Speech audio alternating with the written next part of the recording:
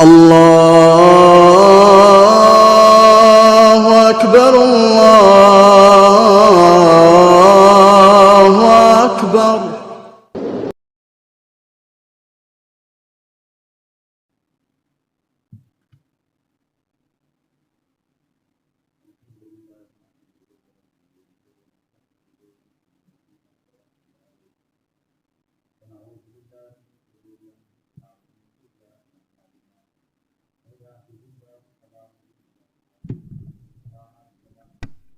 نشهد أن لا إله إلا الله وحده لا شريك له ونشهد أن سيدنا ومولانا محمدا عبده ورسوله أما بعد قال النبي صلى الله تعالى عليه وسلم المسلم من سلم المسلمون من لسانه ويده أو كما قال عليه الصلاة والسلام متفق عليه. بزرگوں، بھائیوں، دوستوں، عزیزوں اور معزز خواتین، مائیں، بہنیں اور بیٹیاں، مجھے اس وقت معاشرت کی ایک اہم کڑی پر گفتگو کرنا ہے. انسان کی زندگی میں چونکہ انسان روزمرہ اس دنیا میں سارے لوگوں سے ملتا رہتا ہے، اس کا اپنی بیوی سے ملنا، اپنے اہل و عیال سے ملنا یہ تو رات دن ہے. اس کے علاوہ اپنے پڑوسی سے ملنا، اپنے محلے والوں سے ملنا، اپنی بستی والوں سے ملنا، سفر میں دوسروں سے ملنا، نہ معلوم کتنے لوگوں سے ملاقات ہوتی ہے. تو اس صورت میں میری اور آپ کی زندگی کیسے ہونی چاہیے؟ میں اس سے پہلے بھی آپ کو کل کی مجلس میں بتا چکا ہوں کہ جناب رسول اللہ صلی اللہ علیہ وسلم نے کوئی دقیقہ ایسا نہیں چھوڑا کہ جس میں مجھے اور آپ کو زندگی گزارنے کا سلیقہ نہ بتایا. افسوس یہ ہے کہ میں نے اور آپ نے اپنے محبوب کی زندگی کو چھوڑ کر اوروں کی زندگی کو اپنایا. کھانے میں، پینے میں، رہائش میں، سونے میں، اٹھنے میں، بیٹھنے میں، کلام میں، گفتگو میں ہم نے دوسروں کی زندگی کو اپنایا. اسی لیے اگر کوئی کھرا کھرا کھا رہا ہے تو ہم نے بھی اس کو اپنے لیے فیشن سمجھ کر کھرا کھرا کھانا شروع کیا. اگر کسی کو ہم نے کھڑے ہو کر پانی پیتے دیکھا تو ہم نے بھی فیشن میں دوسروں کی اتباع کرتے ہوئے کھڑے ہو کر پانی پینا شروع کر دیا. ہم نے کسی کو بلا عذر کے کھڑے ہو کر پیشاب کرتے دیکھا تو ہم بھی اسی کی اتباع میں لگ پڑے اور کھڑے ہو کر معمول بنا لیا کھڑے ہو کر پیشاب کرنے کا، معمول بنا لیا کھڑے ہو کر پیشاب کرنے کا. ہم نے دوسروں کو دیکھا کہ ان کی زبان گندی ہے، غلط ہے، گالی گلوز کر رہے ہیں، ہم بھی فیشن میں ہنسانے کے لیے مسخرے بن کر کے گالی گلوز کرنے لگے، برا بلا کہنے لگے، برائیاں کرنے لگے. بہرحال ہماری ہر نشست و برخاست، ہمارا اٹھنا اور بیٹھنا، ہمارا طور و طریق، ہماری معاشرتی زندگی یہ دوسروں کے طریق پر چلی گئی اور ہم نے اپنے حبیب پاک صلی اللہ علیہ وسلم کے طریق کو بھلا دیا. ابھی ایک مولانا سجاد صاحب نعمانی دامت برکاتہم العالیہ نے ایک جو ہے ویڈیو پر ایک گفتگو کی ہے، ایک مختصر سی بات کہی ہے کہ کسی صاحب نے جناب رسول اللہ صلی اللہ علیہ وسلم کو اس وقت خواب میں دیکھا اور جناب رسول اللہ صلی اللہ علیہ وسلم نے دو باتیں ارشاد فرمائی. پہلی بات تو یہ ہے کہ نبی اکرم صلی اللہ علیہ وسلم ایک فتح پرانے جھوپڑے میں بیٹھے ہوئے ہیں، گویا پریشان حال ہے، اور آپ نے ارشاد فرمایا کہ میری امت نے میرے طریقوں کو چھوڑ دیا. اور دوسری مرتبہ اسی صاحب نے خواب دیکھا جس میں نبی اکرم صلی اللہ علیہ وسلم نے روتے ہوئے یہ فرمایا کہ میرے اپنوں نے مجھ کو بھلا دیا. یہ جملہ بہت ڈرنے کی بات ہے، دیکھنے والے جو بھی ہوں گے، لیکن یہ جملہ بہت ہی ڈرنے کی بات ہے کہ میرے اپنوں نے مجھ کو بھلا دیا. یقیناً ہم نے اپنے نبی کا نام زبان سے لیا ہے، ورنہ ہماری زندگی میں نبی کا نام قطعاً نہیں. ہمارے لباس میں، ہمارے کلچر میں، ہمارے اٹھنے بیٹھنے میں، ہمارے کھانے پینے میں، ہماری معاشرت اور ہماری نمازوں میں اور ہمارے روزوں میں ہمیں اپنا نبی نظر نہیں آ رہا ہے. اللہ تعالیٰ نے ایک اجمالی بات کہی ہے، اگر اس کی تفصیل کی جائے تو خدائے پاک کی قسم گھنٹوں نکل جائیں گے. اس تفصیل کے اندر میں اس آیت کو پڑھ کر کے آپ کو اس کی طرف توجہ دلانا چاہتا ہوں. اللہ تعالیٰ قرآن کریم میں فرماتے ہیں لَقَدْ كَانَ لَكُمْ فِي رَسُولِ اللَّهِ أُسْوَةٌ حَسَنَةٌ. فرمایا تمہارے لیے بہترین طریقہ اگر کوئی ہو سکتا ہے تو محمد الرسول اللہ صلی اللہ علیہ وسلم کی زندگی ہے. اس سے بہتر زندگی آپ کو کہیں نہیں مل سکتی. ایک والدین کے ساتھ، اولاد کے ساتھ، بیوی کے ساتھ، شوہر کے ساتھ، اقارب کے ساتھ، رشتہ داروں کے ساتھ، متعلقین کے ساتھ، اڑوس پڑوس کے ساتھ، بستی والوں کے ساتھ، دشمن کے ساتھ، دوست کے ساتھ، مزدور کے ساتھ، ہر ایک کے ساتھ اگر آپ کو بہترین نمونہ چاہیے تو محمد الرسول اللہ صلی اللہ علیہ وسلم کی مبارک زندگی ہے. اللہ نے ایک اجمالی گفتگو کی ہے، یہ ایک اجمالی گفتگو ہے، اور اس میں ارشاد فرما دیا ہمیں اس بات کی طرف کہ تم جب دنیا سے آؤ گے تو تم انسانیت لے کر کے آنا، اور تمہیں انسانیت ملے گی محمد صلی اللہ علیہ وسلم کی زندگی میں. مذہب اور دھرم بات کی بات ہے، پہلے انسانیت کا مسئلہ ہے، پہلے انسانیت کا مسئلہ ہے. ہمارے حکیم الامت حضرت اقدس تھانوی نور اللہ مرکزہ اپنی خانقاہ کے اندر انسانیت پر بہت زور دیتے تھے، بلکہ حضرت کا جملہ بہت مشہور ہے، جس کو صوفی بننا ہو وہ دوسری خانقاہ میں چلا جائے، جس کو زاہد بننا ہو وہ دوسری خانقاہ میں چلا جائے، اور انسان بننا ہو تو میری خانقاہ میں آئے. حضرت کے وہاں اس پر بہت زور تھا کہ انسان میں انسانیت پیدا ہو، اخلاق زندہ ہو، طور و طریق. اس لیے حضرت کے وہاں اگر کوئی وظیفے کی پابندی نہیں کرتا تھا تو حضرت فرماتے مجھے تکلیف تو ہوتی ہے کہ جو وظیفے دیے گئے وہ پڑھتا نہیں، لیکن مجھے اتنی تکلیف نہیں ہوتی اس کے مقابلے میں جب کوئی نبی اکرم صلی اللہ علیہ وسلم کی زندگی کے خلاف کرتا ہے اور اس کے اخلاق گرے پڑے ہیں، اس پر مجھے جو تکلیف ہوتی ہے وہ ترک وظیفہ پر نہیں ہوتی. اور اس کی وجہ یہ ہے کہ نوافل کے ترک پر قیامت میں نہیں پوچھا جائے گا، لیکن حضور پاک صلی اللہ علیہ وسلم کی مبارک زندگی کے متعلق ضرور پوچھا جائے گا. ہمیں ضرور یہ سوال ہوگا کہ میرے آقا صلی اللہ علیہ وسلم کی زندگی، میرے محبوب کی زندگی تم کیسے لے کر کے آئے ہیں. میں اس کو ایک مثال سے سمجھاؤں.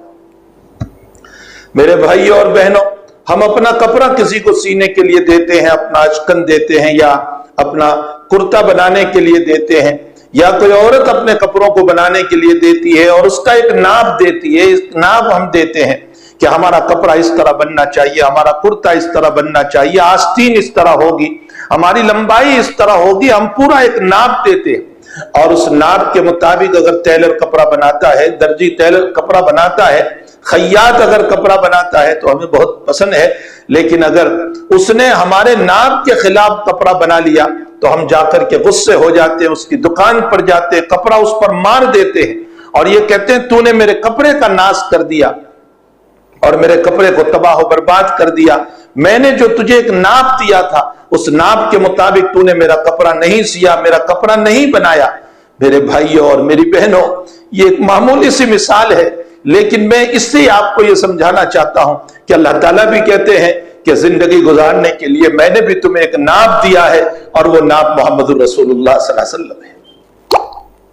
اللہ کے حبیب پاک صلی اللہ علیہ وسلم یہ ایک ناپ ہے. لقد کان لکم فی رسول اللہ اسوۃ حسنہ، یہ ایک ناپ دیا ہے ہمیں کہ اپنی زندگی کو اس پر ڈال دو، محمد الرسول اللہ صلی اللہ علیہ وسلم کے سانچے پر ڈال دو، ان کے رنگ میں رنگ جاؤ، ان کی صفات پر آ جاؤ. فرمایا دنیا میں میرا کرتا اگر صحیح نہیں بناتا میں ٹیلر کے منہ پہ مار دیتا ہوں. کیا ہماری زندگی قیامت کے دن نبی کے ناپ پر، آپ کے طریق پر، آپ کی زندگی پر نہیں ہوگی تو اللہ ہماری زندگی کو ہمارے منہ پر نہیں مار دے گا؟ یقیناً وہ ہماری نمازوں کو ہمارے منہ پر مار دے گا اور یہ کہے گا کہ تیری نماز میں میرا محبوب نظر نہیں آ رہا ہے، تیرے روزے میں میرا محبوب نظر نہیں آ رہا ہے، تیرے روزے تو غیبت سے بھرے ہوئے ہیں، چغلی سے بھرے ہوئے ہیں، برائیوں سے بھرے ہوئے ہیں، گالی گلوچ سے بھرے ہوئے ہیں. تیرا روزہ تو بے شرمی کی باتوں سے بھرا ہوا ہے، تیرا روزہ جو ہے ایسی لغو باتوں سے بھرا ہوا ہے جس پر گناہ تو نہیں ہو رہا تھا لیکن نفع بھی کچھ نہیں ہو رہا تھا. ابس اور بیکار لایانی باتوں میں تو مبتلا رہا، اور لایانی باتوں میں تو مبتلا رہی دن بھر، کوئی کام نہیں، بس لایانی باتیں ہیں. گناہ ضرور نہیں ہوتا ہے لیکن فائدہ بھی تو کچھ نہیں ہوتا. تو ہمارا روزہ معیار نبوت پر نہیں، ہماری نماز معیار نبوت پر نہیں، ہماری زکوٰۃ معیار نبوت پر نہیں، ہمارا حج معیار نبوت پر نہیں، ہمارا اٹھنا بیٹھنا، چلنا پھرنا، ہماری گفتگو، ہمارے طور و طریق، ہمارے انداز، یہ ہے جو معیار نبوت پر نہیں ہے. ظاہر سی بات ہے کہ میں نے اور آپ نے ایک معمولی سا کپڑا اس کی جگہ دوسرا کپڑا بھی ہم لا کر کے دوبارہ سلا سکتے ہیں، لیکن ہم اس کپڑے کو ٹیلر کے منہ پہ مار دیتے ہیں۔ قیامت کے دن جب اعمال کا دروازہ بند ہو چکا ہوگا اور اس کے بعد کوئی عمل کا راستہ نہیں ہوگا، اللہ ہماری عبادتوں کو، معاشرت کو، معاملات کو، اخلاق کو، کیریکٹر کو ہمارے منہ پہ مار دے گا اور یوں کہے گا کہ میں نے تجھے ایک ناپ دیا تھا، ایک نمونہ دیا تھا، ایک سیمپل دیا تھا، اور میں نے تجھے کہا تھا کہ اس کے سیمپل پر بن کر کے آنا، لیکن افسوس کہ تو اس پر بن کر نہیں آیا۔ وہ ہے لَقَدْ قَالَ لَكُمْ فِي رَسُولِ اللَّهِ أُسْوَةٌ حَسَنَةٌ۔ اللہ ہمارے منہ پہ مار دے گا۔ اس لیے ہمیں چاہیے کہ ہم اپنی زندگی کو معیار نبوت پر بنائیں، اپنی معاشرت کو، اپنے اخلاق کو، اپنے عبادات کو۔ میں صرف معاشرت کی بات نہیں کر رہا ہوں، اپنی عبادات کو بھی اٹھا بیٹھک کی نماز نہ بنائیں، اس طریق پر نماز پڑھے جیسے رسول اللہ صلی اللہ علیہ وسلم نے پڑھی ہے۔ تابعین اور چھوٹے درجے کے صحابی، باوجود کہ وہ صحابی تھے، بڑے درجے کے صحابہ کی خدمت میں جایا کرتے تھے اور یوں کہا کرتے تھے نبی کی نماز پڑھ کے ہمیں بتاؤ۔ تابعین بڑے درجے کے اور صحابہ کرام کی خدمت میں جا کر یہ کہا کرتے تھے کہ ہمیں نبی کی نماز بتاؤ، کہ نبی علیہ السلام کیسے نماز پڑھتے تھے، آپ کیسے وضو فرماتے تھے، وضو سیکھا کرتے تھے۔ حضرت عثمان رضی اللہ تعالیٰ عنہ کے پاس گئے اور فرمایا ہمیں وضو سکھاؤ، تو حضرت عثمان نے پانی منگوایا اور پانی منگوا کر آپ نے وضو فرمایا اور اس کے بعد فرمایا ہاکذا وضو رسول اللہ صلی اللہ علیہ وسلم، اس طرح نبی کی وضو تھی۔ یہ طور و طریق تھا نبی کریم صلی اللہ تعالیٰ علیہ وسلم کے وضو کا۔ تو بہرحال ہمیں ایک سیمپل اور نمونہ دیا ہے، یہ سیمپل صحیح طور پر، یہ زندگی صحیح طور پر ہم لے کر جائیں گے اسوہ رسول صلی اللہ علیہ وسلم پر، طریقہ رسول صلی اللہ علیہ وسلم پر، نمونہ رسول صلی اللہ علیہ وسلم پر، تب تو اللہ خوش ہوگا۔ اور اگر ہم نے اس کے خلاف کیا ہے تو ہماری ساری زندگی، عبادت، معاملات، معاشرت، اخلاق سب ہمارے منہ پہ مار دیا جائے گا۔ مجھے اس وقت ایک واقعہ یاد آیا، عالمگیر اورنگزیب رحمت اللہ علیہ جس وقت ہندوستان کی حکومت کی باغڈور سنبھالی تو اس موقع پر آپ نے خوشی کی وجہ سے بہت سارے لوگوں کو ہدایہ دیے، بہت سارے لوگوں کو ہدایہ دیے۔ تو ایک بہو روپیہ بھی آپ کی خدمت میں حاضر ہوا اور وہ آیا، اس نے کہا مجھے بھی انعام دیا جائے۔ اب حضرت ایک دم سے تو اس کو منع نہیں کر سکتے تھے، تو حضرت نے فرمایا بہانہ کر کے کہ تو ایسا لباس بدل کر کے آ، ایسا بھیس بنا کر کے آ کہ میں تجھے نہ پہچانوں، تو بہو روپیہ میں تجھے مانوں گا کہ تو بہت اعلیٰ معیار پر ہے، تو میں تجھے بھی انعام دوں گا، میں تجھے بھی ہدیہ دوں گا۔ وہ گیا اور مختلف طریق، مختلف شکلیں بنا کر کے آیا، لیکن حضرت ہر وقت پہچان لیتے تھے تو وہی ہے۔ اب اس نے دیکھا کہ ہر طریق پر اور ہر شکل پر مجھے حضرت پہچان لیتے ہیں، میں کوئی ایسا طریق اپناؤں کہ جس سے حضرت مجھے نہ پہچانے۔ پتا چلا کہ حضرت جو ہیں سفر پر جانے والے ہیں فلاں راستے سے۔ دہلی کے اطراف میں یہ بہو روپیہ ایک بزرگ کا لباس پہن کر کے، ایک خانقاہی شکل بنا کر کے ذکر و اذکار میں مشغول ہو گیا اور اللہ اللہ کرنے لگا، شہرت ہوئی۔ حضرت چونکہ اہل اللہ کے بہت قائل تھے، اس لیے آپ نے پہلے اپنے وزیر کو بھیجا، وزیر نے آ کر کے بڑی تعریف کی اور کہا کہ واقعتاً بڑے بزرگ ہیں اور ان کو اپنے پاس بلانا مناسب نہیں ہے، حضرت آپ کو وہاں چلنا چاہیے۔ حضرت نے فرمایا ٹھیک ہے، ضرور سے ہم چلیں گے ان کے پاس۔ اور حضرت خود وہاں ایک سفر میں تشریف لے جا رہے تھے تو راستے میں وہ جگہ پڑتی تھی، تو حضرت نے کہا چلو ان سے ملاقات کر لیں اور ملاقات کر کے دعا کی درخواست کریں۔ وہاں پہنچے اور پہنچنے کے بعد حضرت نے دعا کی درخواست کی اور کچھ باتوں کا جو باب تصوف میں اشکال تھے وہ اس سے پوچھے اور اس نے جواب بھی دیا، جس سے حضرت کو تسلی ہو گئی۔ پھر اس کے بعد عالمگیر رحمت اللہ علیہ نے اس کی خدمت میں کچھ پیسوں کا ہدایہ پیش کیا، تو اس نے لات مار کر کہا کہ تو دنیا دار ہے، مجھے بھی دنیا دار بنانے آیا ہے، میں دنیا دار نہیں ہوں، لے جا تیرے پیسے۔ حضرت پر، عالمگیر پر اور بہت زیادہ اثر پڑا۔ راستے پر اسی کا تذکرہ اپنے وزیر کے ساتھ کرتے رہے کہ ماشاءاللہ اللہ تعالیٰ نے کیسا اس کو دل دیا ہے اور صاحب دل ہے یہ انسان کہ جس کو دنیا کی بالکل پڑی نہیں ہے۔ بہت دیر تک تذکرہ کرتے رہے۔ ابھی تو راستے ہی پر چل رہے تھے اور اس سفر سے واپسی کے موقع پر یہ بہو روپیہ حاضر خدمت ہوا اور اسی لباس کے ساتھ جس بزرگیت کے اندر عالمگیر اس کے پاس پہنچے تھے، اسی لباس میں وہ حضرت کے سامنے آیا۔ حضرت نے دیکھا کہ یہ تو وہی بزرگ ہے جن کے پاس میں ابھی جا کر کے آیا تھا، اور یہ یہاں میری ملاقات کے لیے، میرے مسافر کے لیے آ گئے۔ سلام کیا اور سلام کرنے کے بعد کہا بزرگ صاحب میں آپ کے پاس دعا کے لیے حاضر ہوا تھا، کوئی ضرورت ہوتی تو مجھے اطلاع کر دیتے، میں حاضر ہو جاتا، آپ کیوں آئے؟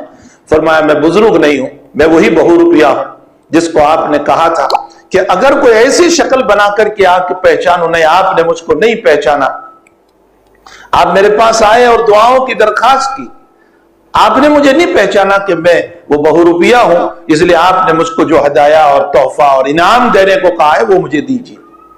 حضرت نے جو کچھ دینا تھا اس کو دیا، لیکن ایک سوال کیا کہ یہ جو کچھ میں دے رہا ہوں یہ تھوڑا ہے، اور جو میں نے وہاں تجھے پیش کیا تھا بزرگیت کے مقام پر وہ بہت زیادہ تھا، تو نے وہ کیوں قبول نہیں کیا؟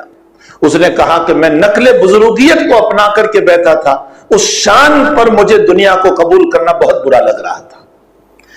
دنیا کا ایک بہو روپیہ اگر نقل بزرگیت کے اوپر دنیا کو قبول کرنے کو برا جانتا ہے، تو حق تعالی جل شانہ کے دربار میں اگر میں اور آپ ہم حلیہ رسول صلی اللہ علیہ وسلم عبادت اور معاملات اور معاشرت اور اخلاق کی شکل میں لے کر کے جائیں گے تو یقینی بات ہے کہ اللہ تعالیٰ بھی کیسے دھٹکار دے گا۔ احب الصالحین ولست منہم، احب الصالحین ولست منہم لعل اللہ یرزقنی صلاحا، میں صالحین میں سے تو نہیں ہوں لیکن میں پسند کرتا ہوں کہ اللہ مجھے صالحین میں سے بنا دے، مجھے نقل کی توفیق عطا فرما دے۔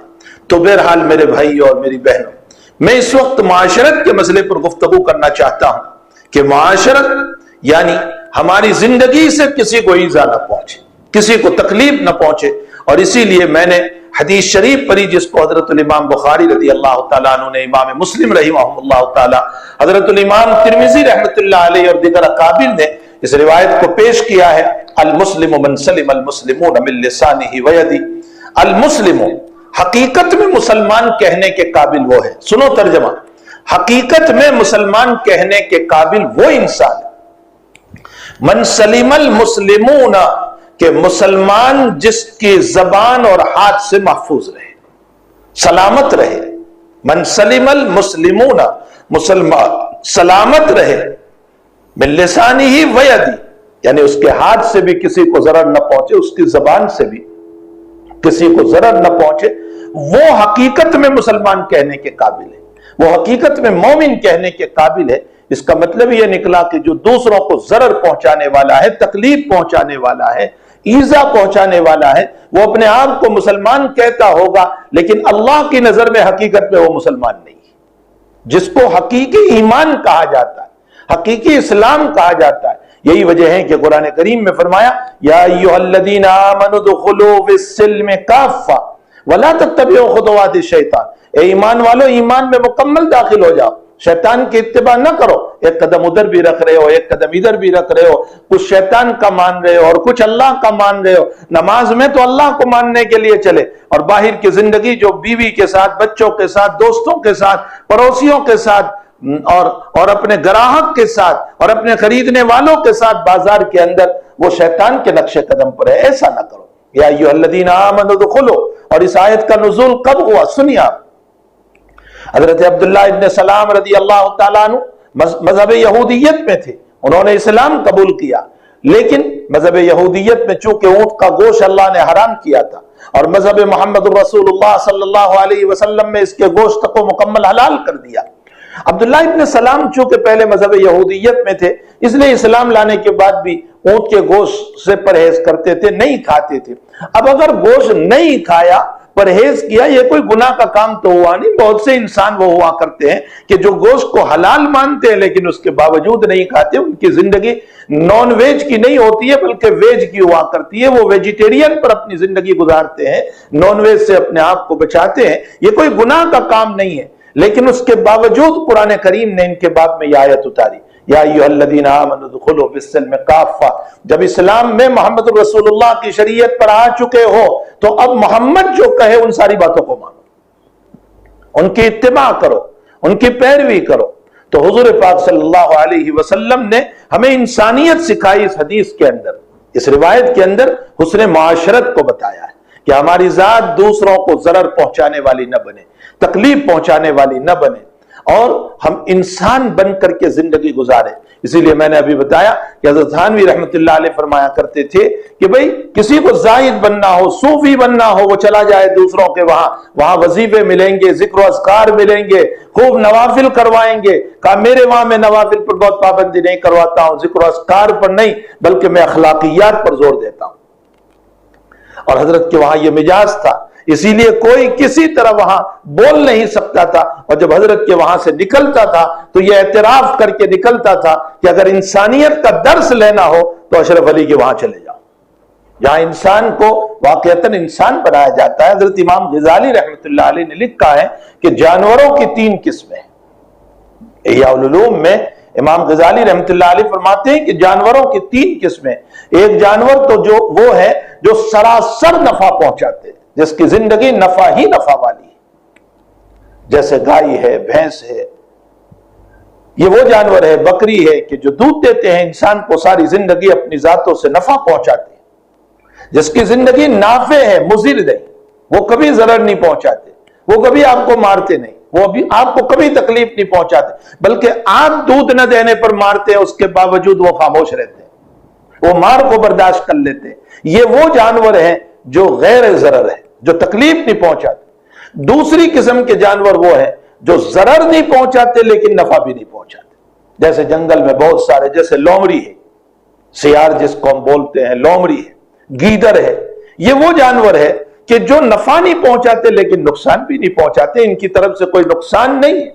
اور ایک وہ جانور ہے تیسرے نمبر کے جو سراسر نقصان پہنچاتے ہیں، نفع ان سے کچھ نہیں.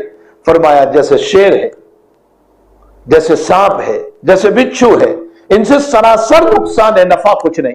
ان تینوں قسموں کو بیان کرنے کے بعد حضرت الامام غزالی رحمۃ اللہ علیہ نے فرمایا اور انسان اگر تو انسان نہیں بن رہا ہے، تجھے جانور ہی بننا ہے، تو کم سے کم پہلے نمبر کا جانور بن کہ تیری ذات سے نفع تو پہنچے، نقصان نہ پہنچے. اور اگر تو پہلے نمبر کا جانور بھی نہیں بن سکا تو کم سے کم دوسرے نمبر کا جانور بن جا کہ تیری ذات سے اگر نفع نہیں پہنچ رہا ہے تو کم سے کم نقصان پہنچانے والا بھی تو نہ بن. حضرت کی بات کو سنو، حضرت کیا خطاب کر کے ہم کو فرما رہے، اولن تو انسان بنو، لیکن تجھے حیوان ہی رہنا ہے، تجھے جانور ہی رہنا ہے، تو اول نمبر کا جانور بن کہ تیری ذات سے نفع پہنچے، نقصان نہ پہنچے. ہمارے مفتی شفیع صاحب رحمۃ اللہ علیہ فرمایا کرتے تھے کہ ہماری زبان سانپ سے زیادہ ڈنکیلی ہے. ہم جب باتیں کرتے ہیں تو ہمارے بات میں، ہمارے لہجوں میں، ہمارے بولنے میں وہ طنز ہوا کرتے ہیں جو دوسروں کے دلوں کو چبھ جاتے ہیں، جو دوسروں کو رلا دیتے ہیں، ان کی آنکھوں سے آنسو بہہ جاتے ہیں. شاید سانپ کا ضرر اتنا نہیں ہوگا جتنا کہ میرے کلمات کا ضرر پہنچتا ہے، میری باتوں کا ضرر پہنچتا ہے. سانپ کا ضرر والا ایک جھٹکے میں مر جائے گا، لیکن میری زبان کا ضرر تو اس انسان کو ساری زندگی رلاتا رہے گا. تو فرمایا اگر تجھے حیوان اور جانور بننا ہے تو پہلے قسم کا بن، نفع پہنچانے والا بن، نقصان پہنچانے والا نہ بن. اور اگر تو وہ بھی نہیں بن سکتا ہے تو دوسرے نمبر کا بن کہ نفع نہیں پہنچا سکتا ہے تو کم سے کم نقصان بھی تو نہ پہنچا. ابو ذر غفاری رضی اللہ تعالیٰ عنہ، مسلم شریف کی روایت ہے، جناب رسول اللہ صلی اللہ علیہ وسلم سے سوال فرماتے ہیں، ای العمل افضل یا رسول اللہ، کون سا عمل افضل؟ اللہ کے حبیب نے فرمایا الایمان باللہ، اللہ پر ایمان لا. ثم ماذا، اور کون سا عمل؟ حضرت نے فرمایا، نبی اکرم صلی اللہ علیہ وسلم نے الصلاۃ لوقتہا، اپنے وقت پر نماز پڑھو. ثم ماذا، فرمایا بر الوالدین، والدین کی اطاعت کرو. دوسرے نمبر پر والدین کی اطاعت، پھر نماز کا ذکر کیا، یعنی تیسرے نمبر پر نماز کو وقت پر پڑھو. ثم ماذا، فرمایا معذورین کی، مجبورین کی، جو بیچارے ضرورت مند ہیں ان کا تعاون کرو. ابو ذر فرماتے ہیں کہ یا رسول اللہ صلی اللہ علیہ وسلم میرے پاس مال نہیں، یا اسی طرح کی روایت ابو ہریرہ سے بھی ہے کہ میرے پاس مال نہیں اور میں مدد نہیں کر سکتا، تو ثم ماذا، کون سا عمل افضل؟ حضرت نے فرمایا میٹھی بات کہو، اچھی بات بولو، اچھا مشورہ دو. تمہاری بات سے کسی کو نفع پہنچ رہا ہو تو اس پر بھی اللہ تمہیں صدقے کا ثواب عطا کرے گا. ابو ذر اور ابو ہریرہ روایت میں سوال کر رہے ہیں نبی اکرم صلی اللہ علیہ وسلم سے کہ اللہ کے حبیب میں میٹھی بات نہیں بول سکتا، میٹھا کلمہ نہیں بول سکتا، اچھی بات نہیں کر سکتا، اچھا مشورہ نہیں دے سکتا، تو اب کون سا عمل افضل؟ تو حضرت نے فرمایا خاموشی اختیار کر لو، اپنی زبان کو بند کر لو اور اپنی زبان سے کسی کو ضرر نہ پہنچاؤ۔ اگر تم خاموشی اختیار کرو گے اور کسی کو نقصان نہیں پہنچاؤ گے، تمہاری خاموشی پر بھی اللہ تمہیں صدقے کا ثواب عطا فرمائیں گے۔ تو میرے بھائیوں، دوسرے نمبر کا جانور وہ ہے کہ جس سے نفع نہیں پہنچتا ہے تو نقصان بھی نہیں پہنچتا ہے، اور تیسرے نمبر کا جانور وہ ہے جس سے نقصان ہی نقصان، سانپ، بچھو، شیر، اس سے نقصان ہی نقصان۔ امام غزالی رحمت اللہ علیہ فرماتے ہیں تجھے خدا کا واسطہ ہے، ہاں قسم دے، تجھے واسطہ دے کر فرماتے تجھے خدا کا واسطہ ہے، تیسرے نمبر کا جانور نہ بن، نقصان پہنچانے والا نہ بن، ضرر پہنچانے والا نہ بن، کسی کی ذات کو برباد کرنے والا، بے عزت کرنے والا، ذلیل کرنے والا نہ بن۔ اگر نفع نہیں پہنچ سکتا ہے تو نقصان بھی تو نہ پہنچا۔ حضور پاک صلی اللہ علیہ وسلم کی پوری زندگی کو اوپر سے لے کر نیچے تک آپ دیکھ لو، ضعیف روایت میں بھی نہیں ملے گا کہ حضرت کی ذات سے کسی کو ضرر پہنچا، ضعیف روایت میں بھی نہیں ملے گا۔ لقد کان لکم فی رسول اللہ اسوۃ حسنہ۔ حضرت شاہ محمد اسحاق صاحب دہلوی رحمت اللہ علیہ، جو ہماری سلسلے سند کی ایک کڑی ہے، اکابر دیوبند کی حدیث کی جو سند چلتی ہے اس میں شاہ اسحاق صاحب رحمت اللہ علیہ ضرور آتے ہیں۔ ہماری حدیث کی جو سند ہے اس کی اہم کڑی ہے۔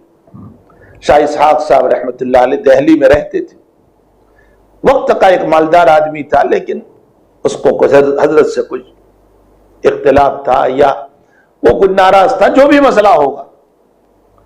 ایک غریب آدمی آئے حضرت شاہ اسحاق صاحب رحمت اللہ علیہ کے پاس اور فرمایا کہ حضرت میری بچی کا نکاح ہے اور میرے پاس کچھ نہیں ہے اور میرے حالات سے آپ خوب واقف ہو اور میں تو آپ کے پاس بار بار آیا کرتا ہوں، حضرت آپ فلاں صاحب کو لکھ دیجئے تاکہ وہ میرا تعاون کر دے، میری مدد کر دے۔ اب اسے نہیں معلوم تھا کہ وہ حضرت کے خلاف ہیں اور وہ ناراض ہیں حضرت سے، لیکن جب حضرت کے پاس وہ آیا تو حضرت نے قلم اٹھایا اور اس کے نام لکھا کہ بھائی یہ صاحب ضرورت مند ہے اور میں ان کو پہچانتا ہوں، یہ ضرورت مند ہے، میں ان کو پہچانتا ہوں، ان کے گھر سے بھی میں واقف ہوں، اگر آپ کے مال سے ان کی ضرورت پوری ہو جائے تو اللہ آپ کو اجر عظیم دے گا۔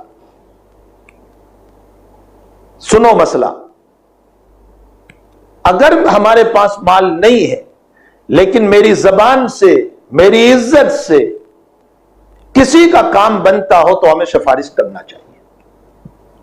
بخاری شریف کتاب الزکات میں روایت ہے، مجھے اس وقت وہ روایت یاد آئی کہ غریب صحابی نبی کریم صلی اللہ علیہ وسلم کی خدمت میں حاضر ہوئے اور فرمایا کہ یا رسول اللہ صلی اللہ علیہ وسلم میری ضرورت ہے۔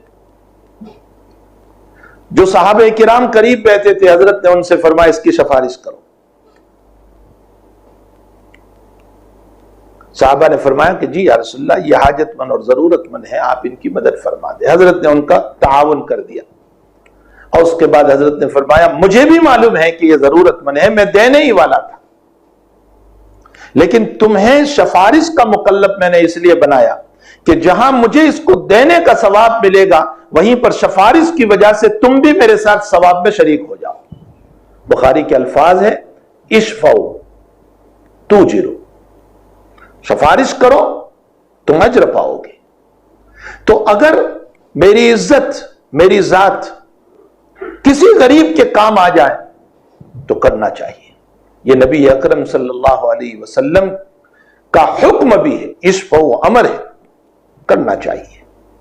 یہ نہیں کہ میری عزت میری ہی ذات پر استعمال ہو، میری عزت میرے ہی پیٹ کے لیے استعمال ہو، یہ نہیں، امت کے لیے ہماری عزت استعمال ہو جائے، امت کے لیے ہمارے مال استعمال ہو جائیں، یہ بہت بڑی بات ہے۔ تو حضرت شاہ اسحاق صاحب رحمت اللہ علیہ نے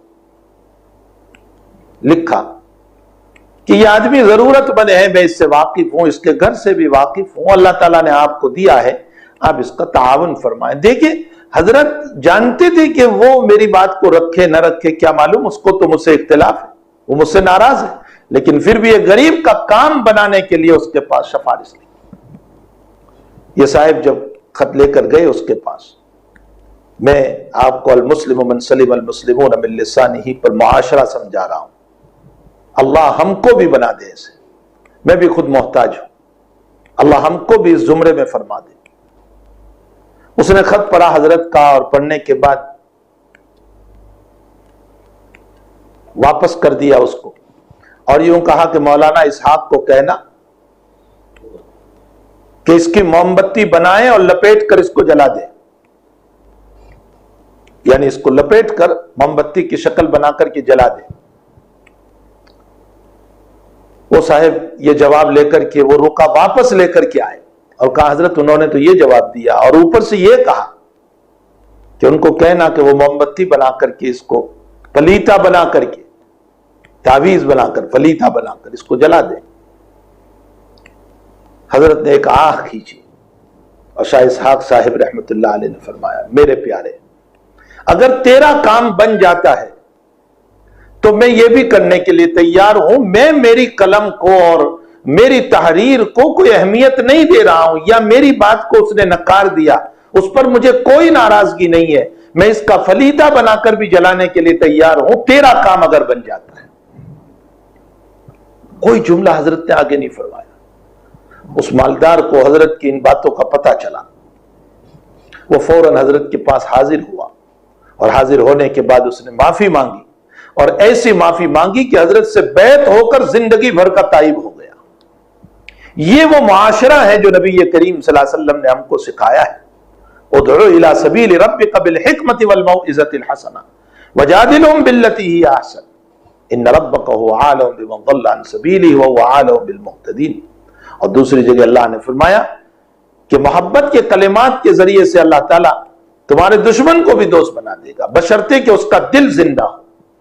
اگر دل زندہ نہیں ہے تو پھر اس صورت میں حسن اخلاق بھی اس پر اثر نہیں کرتے۔ ہاں، حسن اخلاق اگر اس کے اندر موجود ہے، اس کا دل اگر زندہ ہے، تو یقیناً میں سمجھتا ہوں کہ قرآن کبھی جھوٹ نہیں بولتا، قرآن کبھی جھوٹ نہیں بولتا۔ قرآن کریم یہ صاف طور پر کہتا ہے کہ اگر تیرے اور اس کے درمیان دشمنی ہوگی، حق تعالیٰ اس کو تیرا دوست بنا دے گا، لیکن شرط ہے کہ اس کا دل زندہ ہونا چاہیے۔ اگر دل مردہ ہو گیا تو مردہ دل پر تو کوئی چیز اثر نہیں کرتی، اس لیے کہ مردے پر کوئی چیز اثر ہی نہیں کرتی ہے، تو مردہ دل پر حسن اخلاق بھی اثر نہیں کرتے، مردہ دل پر قرآن بھی اثر نہیں کرتا، مردہ دل پر کلام رسول بھی اثر نہیں کرتا، کوئی فائدہ نہیں ہوگا۔ بہرحال المسلم، حقیقت میں مسلمان وہ ہے من سلم المسلمون من لسانہ و یدہ، جو اپنی زبان اور اپنے ہاتھ سے کسی کو ضرر نہ پہنچائے، مسلمان اس سے محفوظ رہے۔ اسی لیے ہم کو آپس میں ملنے پر جو دعا سکھائی گئی وہ ہے السلام علیکم، تم پر سلامتی ہو، تم پر اللہ کی رحمت ہو، تم پر اللہ کی مغفرت ہو، تم پر اللہ کی برکتیں ہو، ورحمت اللہ وبرکاتہ ومغفرت ہو۔ یہ کلمات نبی نے سکھائے، بلا good morning, good evening, good night, اس کا کوئی مطلب آپ مجھے بتائیں؟ کوئی دعائیہ کلمات ہے یہ؟ تیری صبح بہتر، تیری شام بہتر، اس میں کون سا ایسا میننگ آ گیا؟ اس کے مقابلے میں کلام رسول دیکھیے، السلام علیکم ورحمت اللہ، تم پر سلامتی ہو اللہ کی طرف سے، کوئی وقت کی تعین نہیں، تجھ پر رات میں بھی سلامتی، تجھ پر دن میں بھی سلامتی، اور اللہ کی رحمت و برکت رات میں بھی دن میں بھی۔ اور اگر وہ مقبولیت کا وقت تھا جب سامنے والے نے ہم کو سلام کیا اور اس کی دعا اگر قبول ہو گئی تو ہر وقت اللہ کی سلامتی اترتی رہی۔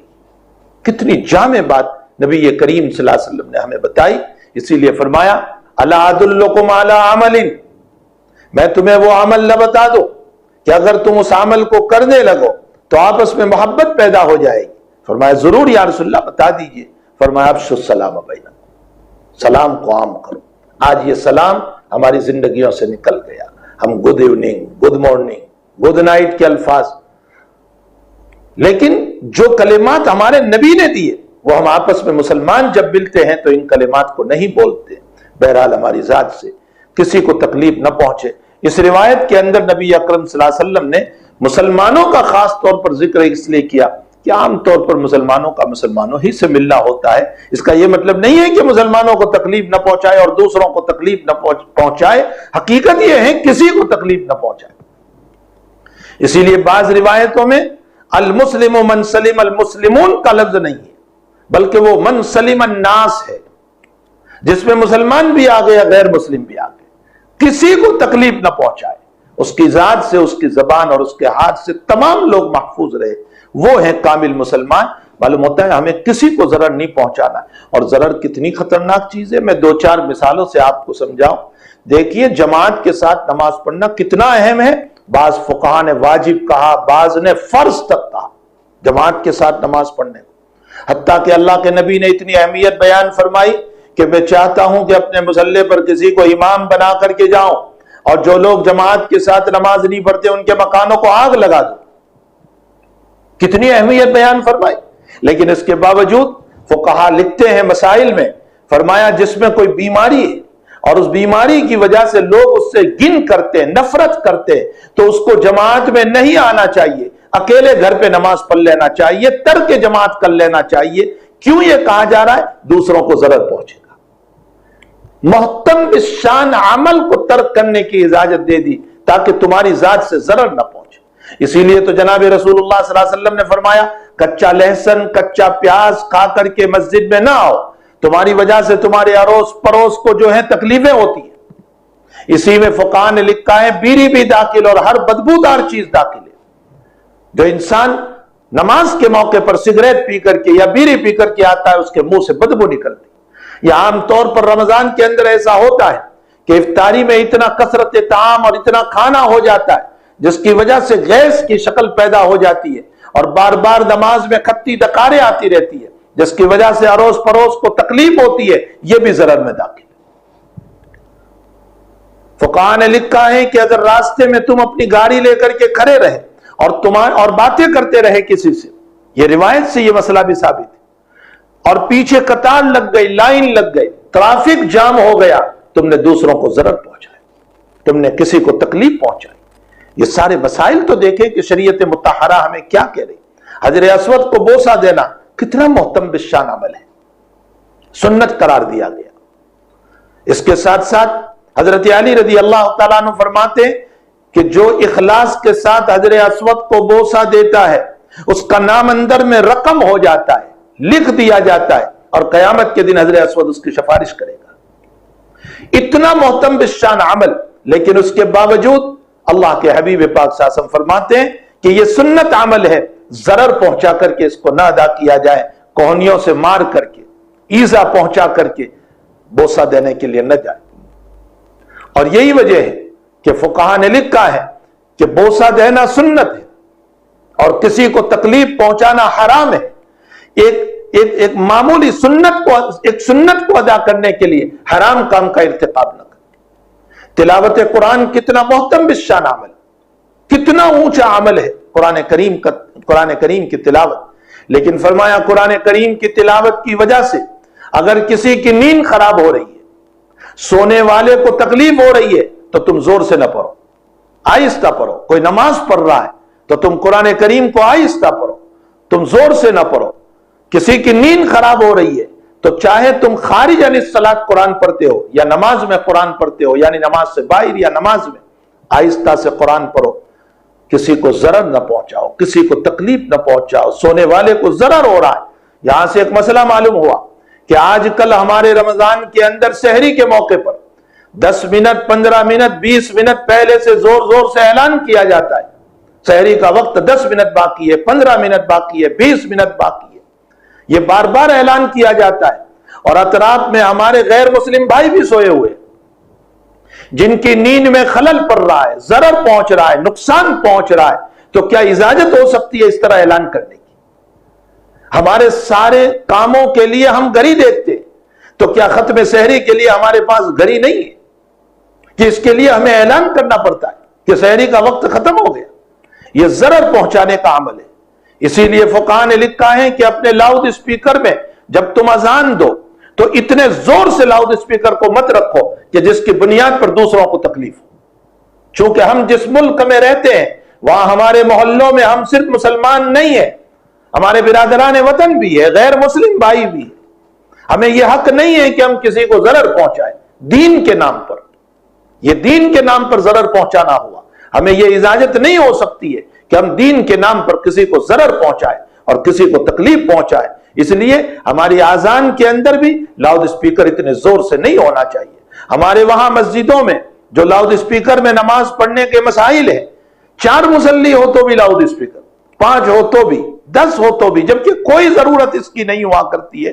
لاؤڈ اسپیکر تو اس لیے ہوا کرتا ہے کہ آپ کو آواز دور تک پہنچانا ہے، مصلی بہت زیادہ ہے اور دور تک آواز پہنچانا ہے، اس کے لیے لاؤڈ اسپیکر ہوا کرتا ہے۔ بہت سارے لوگ کہتے ہیں حرمین الشریفین میں لوگ دیکھے کہ کتنے ہوا کرتے ہیں، ان کو دور تک آواز پہنچانی ہے، صفیں کہاں تک بنی ہوئی ہے۔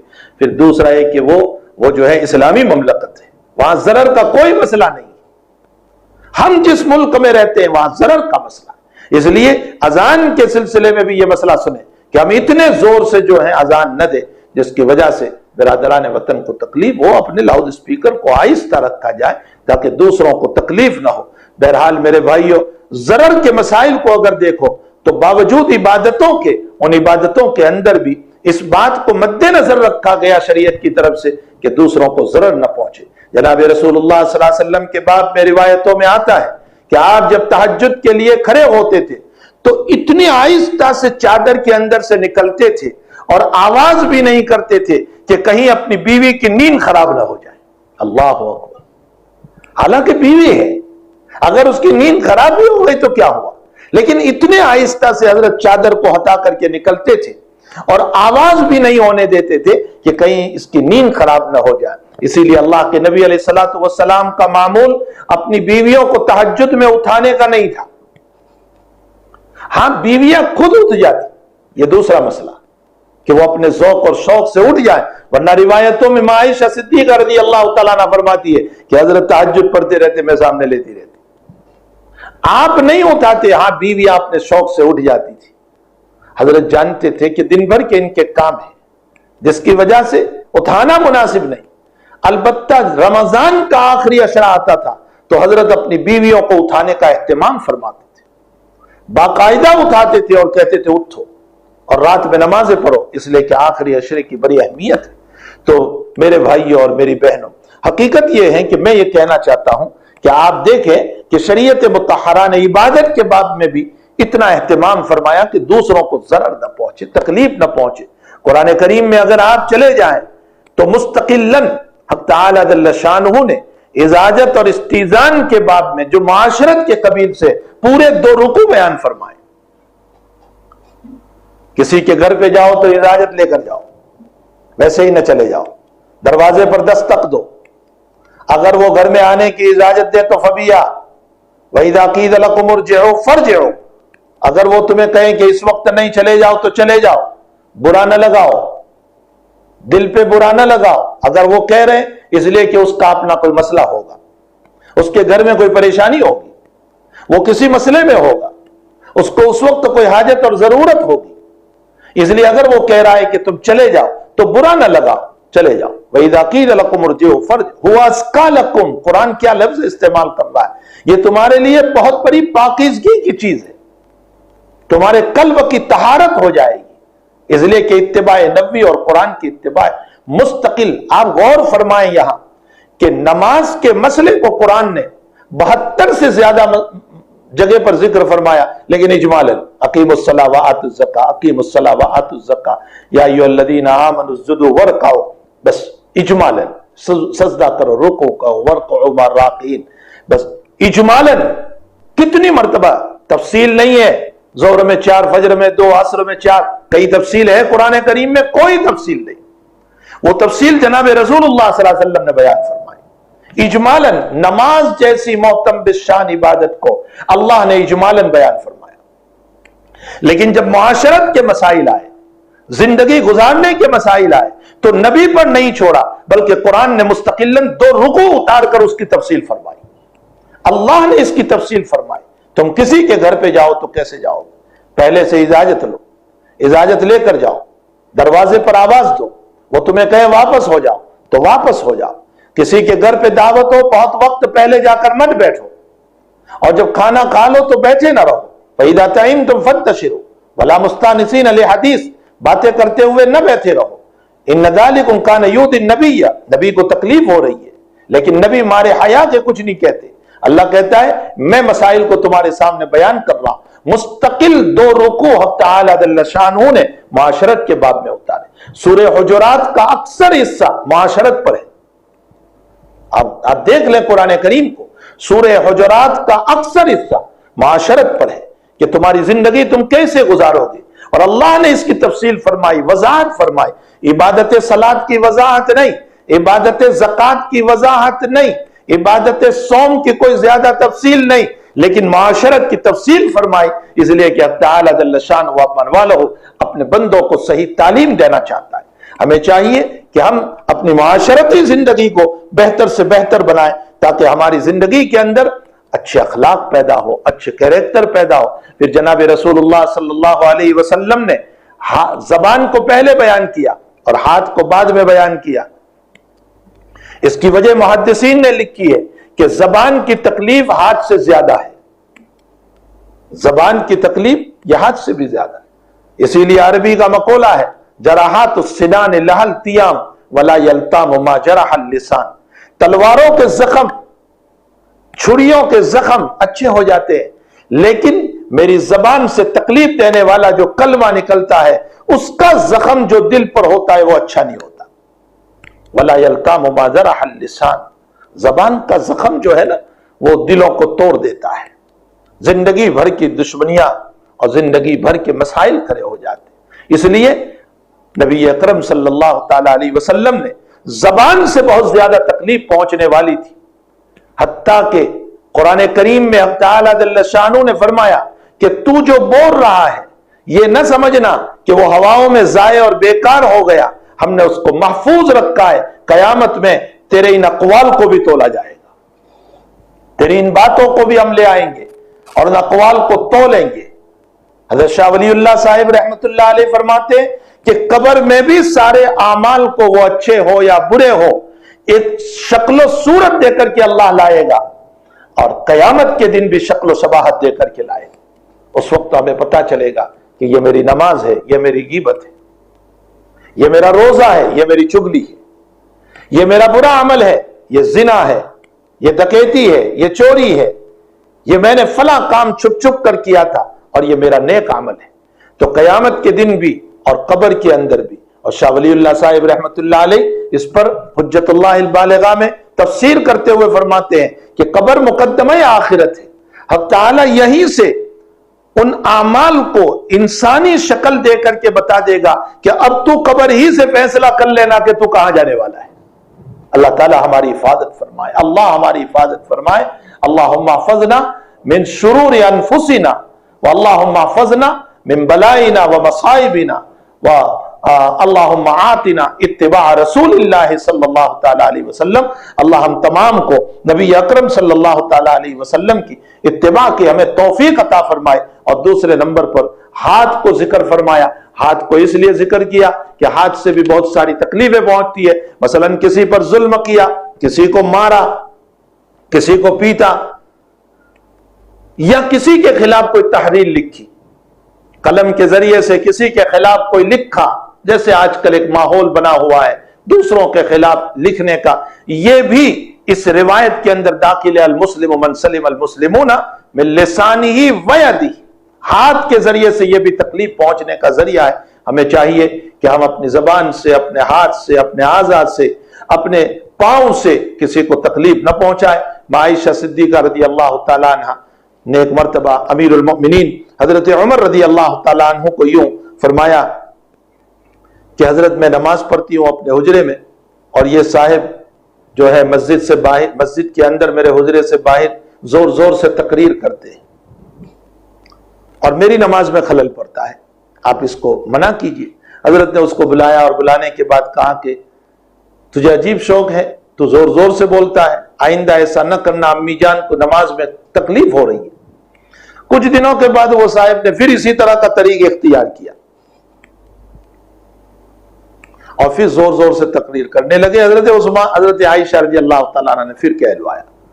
امیر المؤمنین حضرت عمر رضی اللہ تعالیٰ عنہ خود تشریف لائے مسجد میں، اور اس کو کھڑا کر کے کہا کہ ہم نے تم کو ایک مرتبہ تنبیہ کی کہ نماز میں خلل پڑ رہا ہے، پھر بھی تم یہ کام کر رہے ہو، آئندہ اگر تیسری مرتبہ کیا تو میں ہاتھ میں لکڑی تھی حضرت کی، حضرت عمر رضی اللہ تعالیٰ عنہ کے ہاتھ میں چھڑی تھی.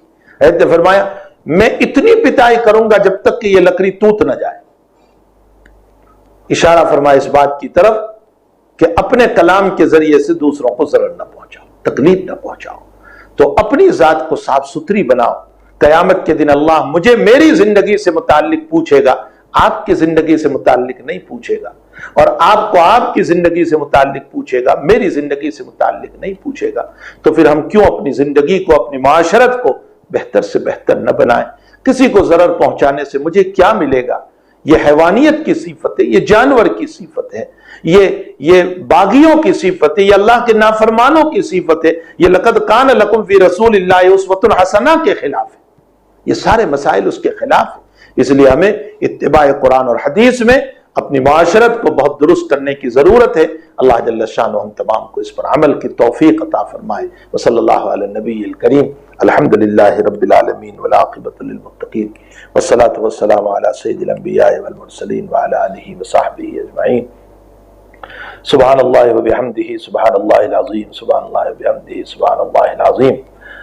اللہم صلی وسلم دائما ابدا علی حبیبک خیر الخلق کلہم. اللہم انا نسألک الہدی والتقی والعفاف والغنی والفوز بالجنہ والنجاة من النار. اللہم تقبل صیامنا، اللہم تقبل قیامنا، اللہم تقبل صیامنا، اللہم تقبل تلاوتنا، اللہم تقبل تلاوتنا. اللہم اغفر لنا ولوالدینا ولاساتذتنا ولمشایخنا ولاحبابنا ولمن اوصانا ولمن حق علینا بالدعاء. واغفر اللہم لجمیع المؤمنین والمؤمنات والمسلمین والمسلمات الاحیاء منهم والاموات انک السمیع قریب مجیب الدعوات یا قاضی الحاجات. اللہم انا نعوذ بک من جہد البلاء ودرک الشقاء وسوء القضاء وشماتۃ الاعداء. اللہم احفظنا من هذه الوباء، اللہم احفظنا من هذه الوباء، اللہم احفظنا من هذه الوباء. اللہم تجاوز عن امت محمد صلی اللہ علیہ وسلم.